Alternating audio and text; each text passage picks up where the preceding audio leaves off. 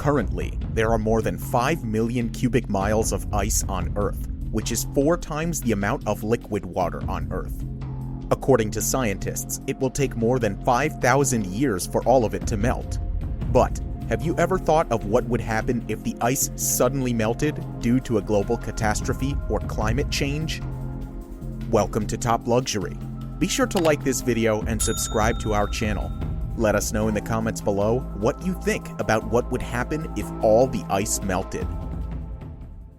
The issues of global warming and climate change are issues that will be around for a long time, as scientists try to find ways to combat the effects. If all the ice on Earth suddenly melted, there would be a rise in sea levels by 66 meters. This would be disastrous to coastal cities around the world, which we well know are the hubs of commerce and development worldwide. Take New York City, for example, well known for its towers and skyscrapers. It is the most populous city in the United States and is home to over 7,000 completed high-rise buildings of at least 35 meters. But with the skyscrapers and whatnot, New York City has an elevation of 10 meters above sea level. This means that most of the city will be flooded, as its highest natural point is 122 meters. This would have far-reaching consequences, as the subways will be shut down, basements will be flooded, and electricity will be out. This is just the tip of what will happen. With all these in mind, the city has made plans to prevent an occurrence like this. In 2019, New York City Mayor Bill de Blasio announced that he wanted to make the island of Manhattan bigger. He would do this by extending it 152 meters into the East River to better protect the financial district and nearby areas from sea level rise. Previously, de Blasio had also invested $43 billion in a hurricane restoration fund. Part of the money was dedicated to building new seawalls, raising existing ones to check sea level rise. Plans were also underway to build the New York Harbor Storm Surge Barrier, a barrier and floodgate system designed to protect the city from storm surges. Unfortunately, the project was indefinitely postponed due to a lack of funding. Regardless, with the extension of the Manhattan coastline and the seawalls, we can see that New York City is working tirelessly to battle the imminent rise in sea levels. Another case in point would be Osaka, Japan. The former capital of Japan has been an economic and commercial center for centuries. Osaka is Japan's second most populous city, after Tokyo. With an elevation of 37 meters above sea level, Osaka has had its fair share of floods and storm surges. In 2018, the Kansai International Airport, which sits on a man-made island on Osaka Bay, was flooded after a typhoon. Severe damage was done as the airport had to be shut down, leaving about 3,000 travelers stranded. This caused a lot of concern for the coastline and the city. However, Osaka has implemented several flood prevention methods like seawalls, dikes, floodgates, barriers, and pumps. These help to divert water away from the subway and other vulnerable areas. With the rising sea levels, some islands are at risk of total submersion. Take Kiribati, for instance. The average elevation of this Pacific archipelago is less than 2 meters above the sea. Current estimations forecast that large parts of the country could be underwater by 2050. The island nation remains one of the world's most vulnerable countries, subject to the devastation wrought by climate change's extreme weather patterns. But the government remains determined to counter the forecast, devising a contingency plan to ensure the protection of its 110,000 residents. About half of these residents live in the capital, South Tarawa, a narrow strip of land between the Pacific and an enormous lagoon that depends on fresh water. Due to the rise in sea levels, Kiribatians have begun to emigrate. Others, however, have chosen to stay back and look for solutions. In 2020, Kiribati President Taneti Mamau disclosed the country's plans to raise its islands above sea level. This was to secure the nation's future in light of the impending rise in sea levels. Some towns have shifted a few meters inland.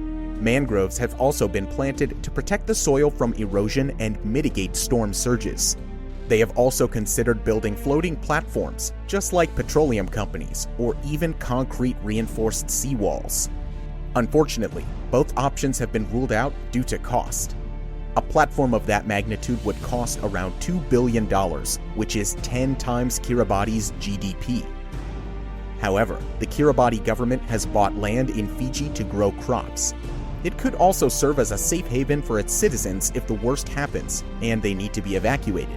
The World Bank has also argued that Australia and New Zealand should allow open migration of people displaced by climate change from Kiribati and other Pacific islands threatened by the sea. Until now, only the government of New Zealand has responded to the needs of Kiribatians. They allow 75 people to migrate to New Zealand per year. Mumbai, the financial capital of India, is also at risk of being submerged by 2050. With an average elevation of 14 meters above sea level, the city of Mumbai has the highest concentration of high-rise buildings in India.